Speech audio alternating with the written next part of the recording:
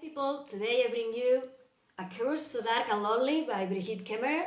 I have to say that I've loved this book so much. I don't know why I was quite hyped up by this book. I knew it was a retelling of The Beauty and the Beast, which is surprising because I don't exactly like The Beauty and the Beast, at least not the Disney version of it.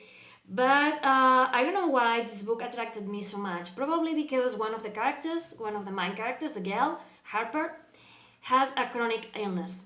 She has cerebral palsy, and for me, as a chronically ill person, I think it's important that now that we are worrying about representation, diversity, and all these kinds of things in books, for me, it's important to have characters who have illnesses, because that's normal too, that's real life, and to find yourself, not exactly yourself, but to find yourself represented in a book when you find a character that has a chronic illness.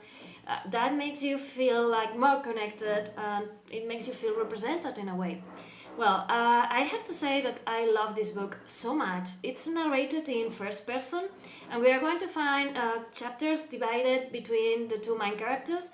There are chapters which are narrated by Harper, and then there is there is chapters that are narrated by Rhen, who is the prince. And as you can imagine, as I said, it's a retelling of The Beauty and the Beast. Rhen has been cursed, and he always lives again. Every season, he lives again his 18th birthday. And so far, he hasn't managed to break the curse. And well, it seems like he needs to love someone, and that someone has to love him back. And if he doesn't accomplish that, then he transforms into a beast. He kind of forgets everything and he kills everyone on sight. So we find him that he has failed again to break the curse, and we find him with another character called Grey, which, oh my god, I love Grey. For me, he is the best thing ever in the world. Well, maybe not in the world, but for me, he is the best character in the book. And well, they're going back to the castle, and Rhen says that Grey has to bring another girl. The thing is that it's like this parallel world between this castle with princes and commanders and magical creatures, and then there is this real world where we live. And Grey has the ability, you will see why, to cross walls. And every time he goes to Washington DC, and this time he goes there and brings a girl back, so the prince can try to seduce her and have her love him, and only this time he picks a girl called Harper. Harper, as I said before, it's chronically ill, but that's not the best thing or not the thing that defines her. The thing that defines her is that she's fiercely loyal and that she doesn't like to see people suffering. So when he sees this weird guy that's trying to abduct a girl, she goes to save the girl, and so she's the one that gets abducted. And she finds herself in some sort of fairyland with princes and music that plays, that's those instruments that play along, and she thinks she's going crazy, but what she doesn't take is a man dictating what she has to do. So she's a very strong character. She tries to find a way just to escape, just to keep those two guys in line, and it's amazing. And I love how the relationship between the three of them, Grey, Rhen, and Harper, keeps on growing. And I love how Harper is not a character that says, okay, that's my lot. No, she says, I'm going to make the best of everything I have around me. I know that there is hard choices, but I'm going to decide what to do, and I'm going to have my own voice. And I love how she finds her place among this world, and I love how she is a strong woman who is determined to have things maybe not exactly her way, not in a selfish way, but she is determined to have things working in a way where everyone is comfortable. And she's going to try to really talk with the prince, and to make him see more of himself and think more of himself. And also she's going to have this nice relationship with Grey, the lieutenant, the commander, and it's amazing.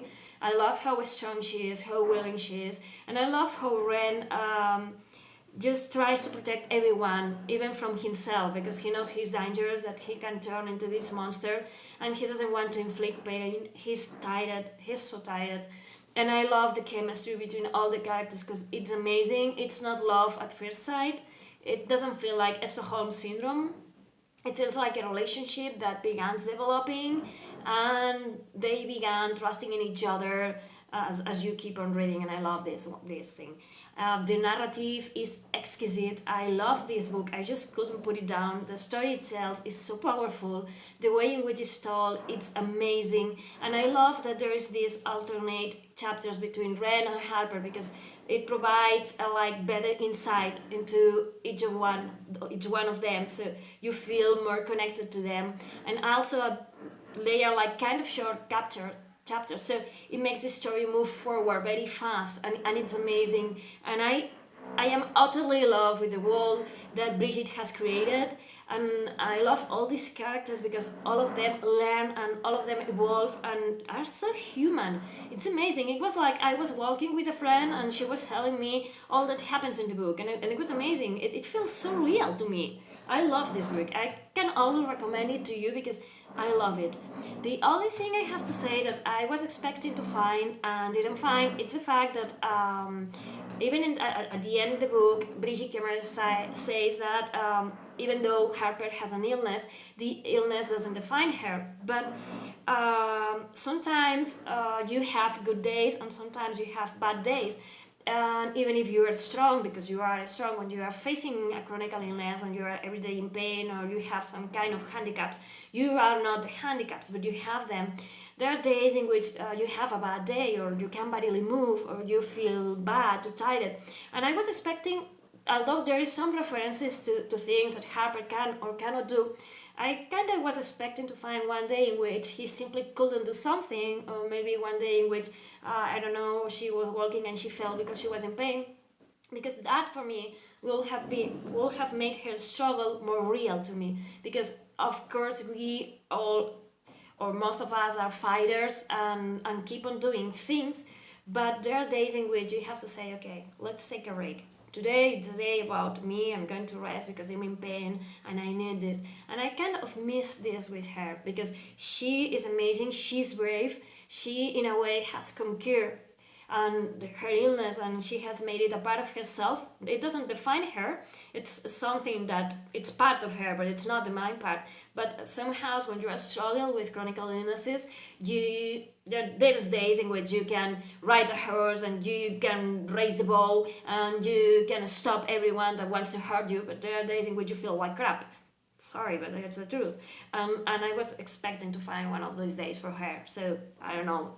There's lots of days in which she doesn't feel so well, okay? But I don't know. I was expecting that I don't know, that the illness has like more presence because as I say, not all days are good days when you have a chronic illness. But I love this book so much because it represents lots of things, not only that you can conquer chronic illnesses and you can be strong and brave in spite of them or despite them, but the fact that a woman has the right to decide and that she doesn't need a prince to save her, but she can save herself. I love how Rhen tries to protect everyone, not just her because she's a woman, but everyone. I love how women in this book are so amazing and so powerful.